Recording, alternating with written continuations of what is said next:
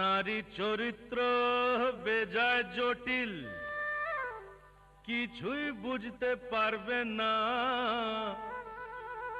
ওরা কোনো ল মানে না,